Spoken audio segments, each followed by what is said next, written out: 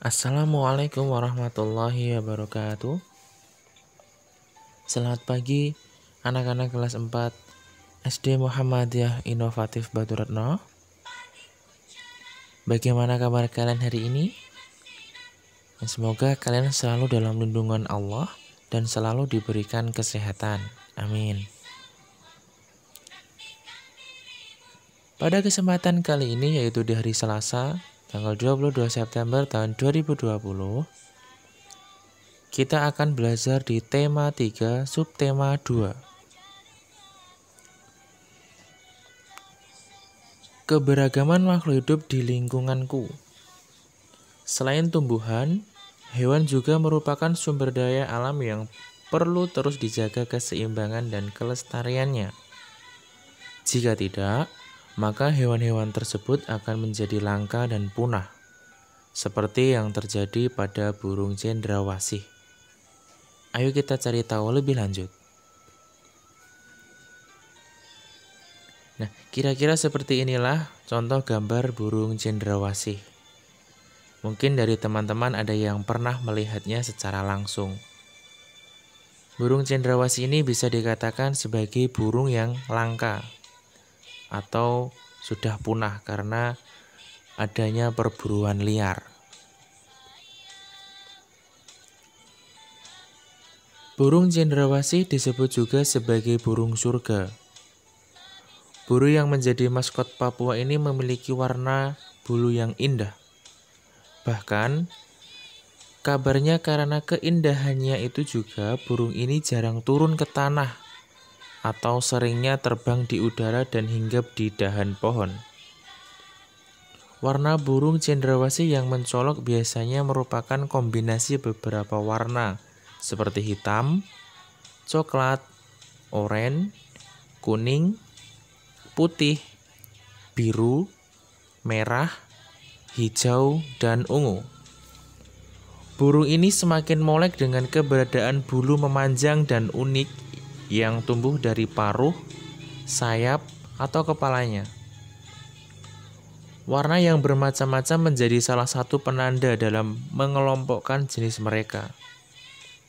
Habitat aslinya di hutan-hutan lebat, yang umumnya terletak di daerah dataran rendah dan hanya dapat ditemukan di Indonesia bagian timur.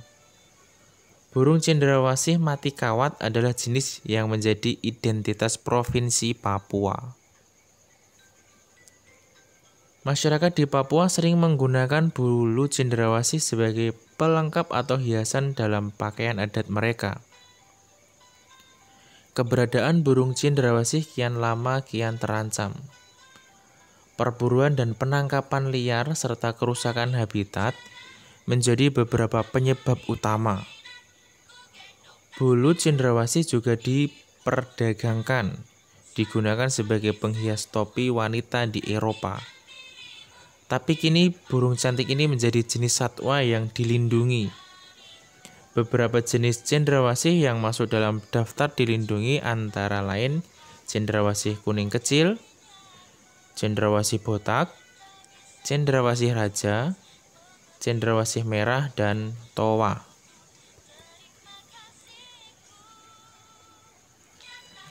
Selain cendrawasih, masih banyak hewan lainnya yang harus kita lindungi. Masih banyak hewan-hewan langka yang lainnya. Misalnya ada harimau Sumatera, ada orang utan, dan lain sebagainya. Di sekitarmu tentunya banyak hewan yang menarik perhatianmu. Ayo kita belajar lebih banyak mengenai hewan. Nah, pasti di daerah tempat tinggalmu banyak dijumpai hewan yang namanya kupu-kupu. Nah, kupu-kupu termasuk dalam kelompok serangga. Kupu-kupu biasanya memiliki warna yang indah cemerlang. Kupu-kupu tidak berbahaya bagi manusia.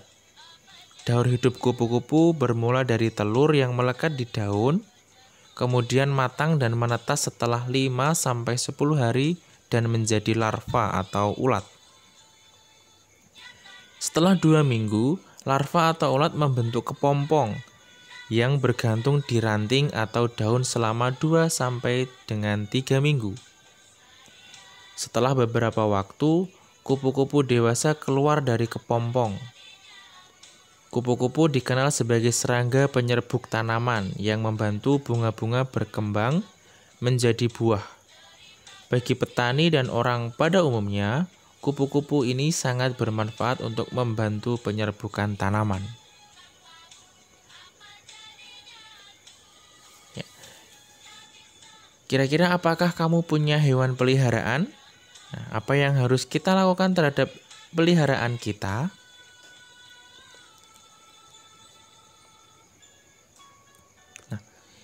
Ini ada beberapa contoh hewan peliharaan. Nah, mungkin dari beberapa hewan ini ada salah satu yang menjadi hewan peliharaan dari teman-teman semua. Nah, ketika kalian mempunyai hewan peliharaan, kalian tentunya harus wajib merawatnya, memberi dia makan, memberi dia minum, membersihkan kandangnya agar hewan peliharaan kalian bisa tumbuh dengan sehat.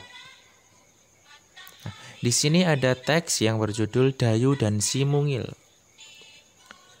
Sudah sejak lama Dayu ingin punya binatang peliharaan. Dayu ingin memelihara kucing. Dulu ibu berjanji Dayu boleh memelihara kucing ketika Dayu sudah cukup besar. Kata ibu, Dayu mempunyai binatang peliharaan jika sudah mandiri dan bisa bertanggung jawab. Sekarang Dayu sudah kelas 4 SD. Senang sekali hatinya ketika suatu hari ibu memberinya izin untuk memelihara seekor kucing.